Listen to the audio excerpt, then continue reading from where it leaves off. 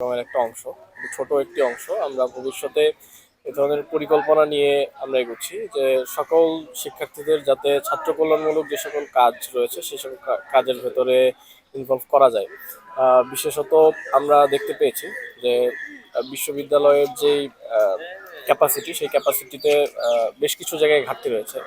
আহ, এগুলোর ঘাটতি পূরণের ক্ষেত্রে আমরা চেষ্টা করছি যে আহ, আমরা দাবি দাওয়া তুলছি, কিন্তু একই সাথে আমরা এটা মনে করি যে খুব দ্রুত সময়ের ভেতরেই সেই ক্যাপাসিটি পূরণ করার সক্ষমতা আহ, বিশ্ববিদ্যালয় প্রশাসনের নাই। ফলে এই জায়গায় আমাদেরই এগিয়ে আসতে হচ্ছে।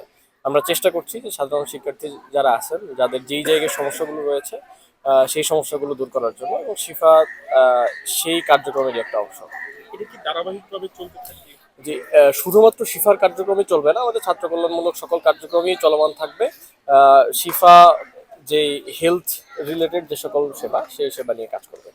আমরা প্রতিদিনই রেসপন্স ভালো পেয়েছি, আপনারা দেখেছেন আশা করি যে আহ, এটা শুরু হয়েছে 30 তারিখ থেকে, এবং পরবর্তী দিন 1 তারিখ থেকে মূলত এই কার্যক্রম পুরোদমে চলছে। এবং প্রতিটি স্পটে যখন আমরা গিয়েছি তখন শিক্ষার্থীদের স্বতঃস্ফূর্ত সাড়া আমরা পেয়েছি, এবং আজকে আপনারা দেখতে পাচ্ছেন যে তারা লাইনে দাঁড়িয়ে সেবা দিচ্ছেন।